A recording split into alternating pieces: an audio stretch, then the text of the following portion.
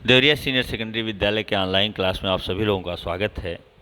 आइए हम अभिव्यक्ति और माध्यम से लघु उत्तरीय प्रश्नों की व्याख्या को आज पढ़ते हैं। क्लास 11th और 12th के लिए ये दोनों क्लासों के लिए काफ़ी महत्वपूर्ण प्रश्नों की श्रृंखला है। मुख्य धारा का मीडिया किसे कहते हैं? मुख्य धारा का मीडिया वह है जो व्यवस्था के साथ तालमेल बनाकर चलता है, वह व्यवस्था की आलोचना एक निश्चित दायरे में करता है। मीडिया हर किसी चीज़ पे आलोचना करता है, प्रश्न उठाता है, लेकिन अगर एक निश्चित दायरे में रह करके वह आलोचना कर रहा है तो मुख्य धारा का मीडिया कहा जाता है। वैकल्पिक पत्रकारिता क्या है? वैकल्पिक पत्रकारिता है जो मीडिया द्वारा जो स्थापित व्यवस्था है उसका विकल्प प्रस्तुत करे और लोगों के मन में अनुकूल सोच भी उत्पन्न करे मीडिया के प्रति, तो ऐसी पत्रकारिता को वैकल्पिक पत्रकारिता कहते हैं। छापाखाना का आविष्कार किसने किया? छापाखाना का आविष्कार जर्मनी के गुटेनबर्ग ने किया। यूरोप में पुनर्जागरण की शुरुआत में किसकी अहम भूमिका थी? तो इसकी यानी छापाखाना की ही अहम भूमिका थी जो वहाँ पे पुनर्जागरण हुआ, क्योंकि सूचनाएं हर किसी व्यक्ति तक आसानी से पहुँचने लगी, सस्ते माध्यम से पहुँचने लगी और उसका परिणाम हुआ कि वहाँ पुनर्जागरण हुआ, बहुत कुछ बदला। भारत में पहला छापाखाना कब और कहाँ खुला? तो 1556 ईस्वी में खुला और गोवा में खुला। मुद्रित माध्यमों में न्यूनता क्या कहलाती है? तो मुद्रित माध्यम की कमी क्या है, न्यूनता क्या है? तो ये जो पढ़े लिखे नहीं लोग हैं उनके लिए किसी काम की नहीं है, इसकी न्यूनता है। स्ट्रिंगर किसे कहते हैं? अल्पकालीन जो पत्रकार हैं, अल्पकालिक पत्रकार हैं, थोड़े समय के लिए जो पत्रकार किसी चैनल से जुड़ते हैं, किसी मीडिया संस्था से जुड़ते हैं, वो स्ट्रिंगर कहलाते हैं। उल्टा पिरामिड शैली का प्रयोग कब शुरू हुआ? 19वीं शताब्दी में। 6 ककार कौन कौन से हैं? क्या, कौन, कहाँ, कब और कैसे। कब, क्यों, कैसे मतलब समाचार क्या है, कौन है इससे संबंधित, कहाँ घटा है, कब घटा है, क्यों ये घटना हुई और किस तरह से कैसे घटना हो सकी, इन चीज़ों का वर्णन करना। 6 का वर्ण पहले आते हैं, इसीलिए इसको 6 ककार के नाम से जाना जाता है। विशेषीकृत रिपोर्टिंग क्या कहलाती है? तो किसी विशेष मुद्दे को लेकर के जब उसकी अच्छी जानकारी रखता हुआ पत्रकार जाके कहीं पे पत्रकारिता करता है, समाचार एकत्रित करता है, प्रश्न पूछता है, उसके उत्तर लाता है, तो ऐसी पत्रकारिता विशेषीकृत पत्रकारिता के नाम से जानी जाती है। विशेषीकृत रिपोर्टिंग से क्या अभिप्राय है, यह प्रश्न आपने जान लिया है। अगला प्रश्न, आर्थिक पत्रकारिता का महत्व बढ़ने के क्या कारण है? जनरुचि इतनी अधिक है अर्थ जगत के प्रति कि आर्थिक पत्रकारिता इतनी अधिक बढ़ गई है। खेल पत्रकार को किन बातों का ज्ञान होना आवश्यक है? खेल की तकनीक की जानकारी होना चाहिए, नियम की बारीकियों की जानकारी होनी चाहिए, मुख्य खिलाड़ियों के बारे में पता होना चाहिए। यह आवश्यक है किसी खेल पत्रकार के लिए। समाचार में 5 W और 1 H क्या है? वही जो 6 ककार हैं वही यहाँ पे दिए हुए हैं इंग्लिश में। वाट माने क्या घटित हुआ, व्हेन माने कब घटित हुआ, वेयर माने कहाँ घटित हुआ, हु यानी कौन कौन इससे संबंधित है, वाई माने क्यों यह घटना हो सकी, हाउ माने कैसे घटना हुई, घटना होने का क्रम क्या था, ये सारी जानकारी देना ही 6 ककार है अथवा 5 W और 1 H है। पत्रकार दीर्घा किसे कहते हैं? संसद और विधानसभा में पत्रकारों के बैठने के लिए निश्चित स्थान दिया जाता है जहां से वो अपने पत्रकारिता के कार्य को संपूर्णता प्रदान कर सकें, और इसी स्थान को पत्रकार दीर्घा के नाम से भी जाना जाता है। प्रभात संस्करण क्या है? सुबह के टाइम में छपे हुए अखबारों की प्रतियां जो आती हैं वो प्रभात संस्करण हैं।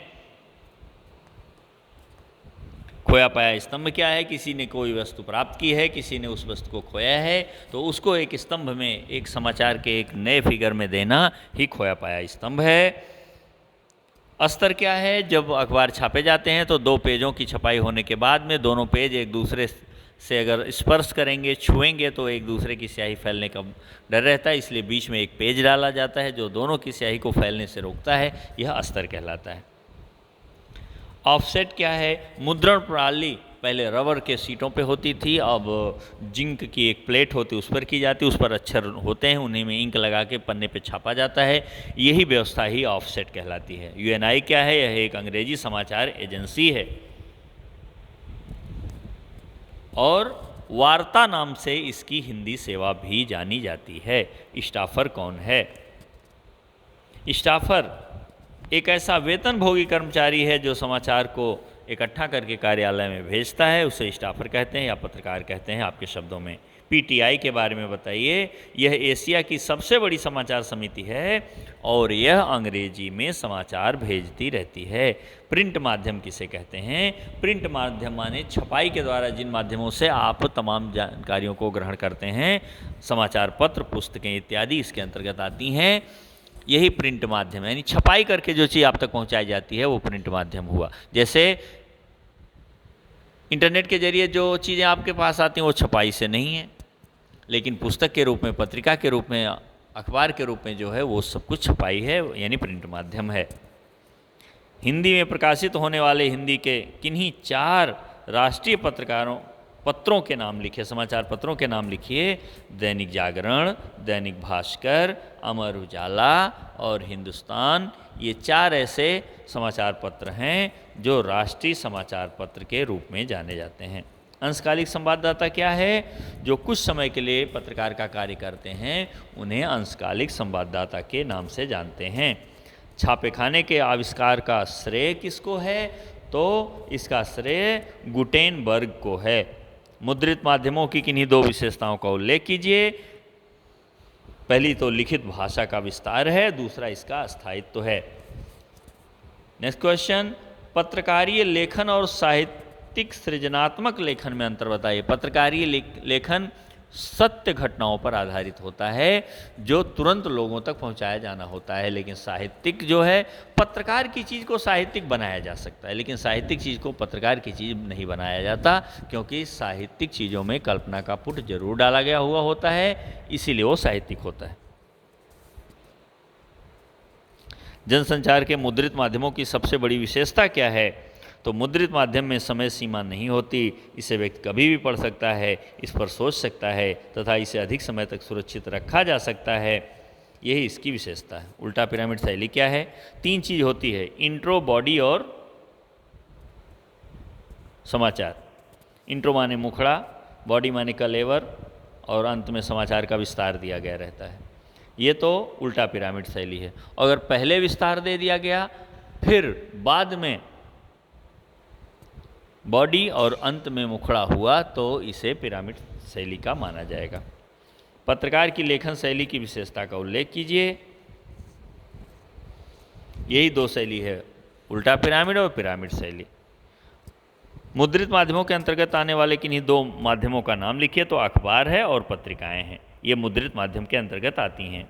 वेबसाइट पर विशुद्ध पत्रकारिता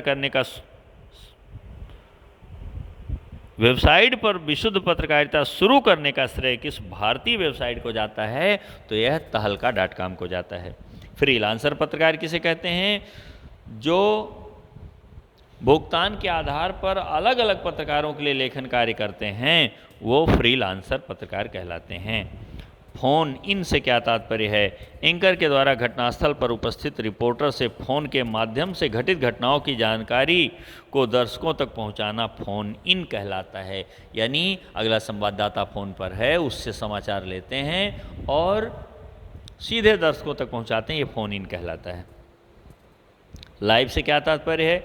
दूर किसी घटना स्थल से सीधा प्रसारण, बिना कोई मिक्स किए, बिना किसी परिवर्तन के सीधे सीधे जनता तक पहुंचाना लाइव प्रसारण कहलाता है। ड्राई एंकर कौन होता है? ड्राई एंकर जो समाचार के दृश्य नहीं आने तक दर्शकों को रिपोर्टर से मिली जानकारी के आधार पर समाचार से संबंधित सूचना देता है। चित्र वगैरह नहीं आए हैं लेकिन जो जानकारी मिली उसी के आधार पर बता रहा है, ये ड्राई एंकर कहलाता है।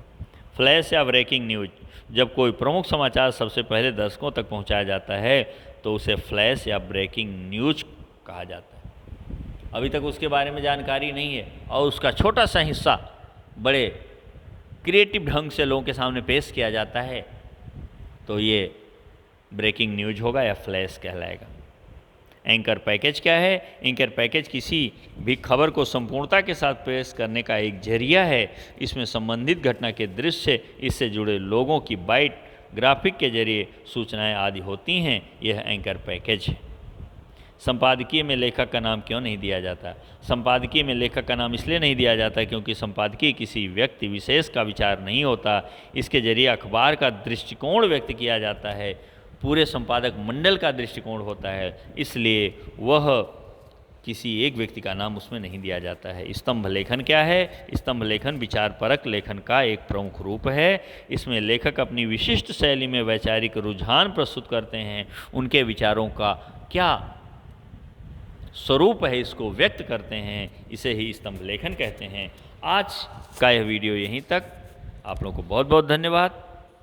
अगले फिर किसी वीडियो में आपसे हम फिर मुखातिब होंगे।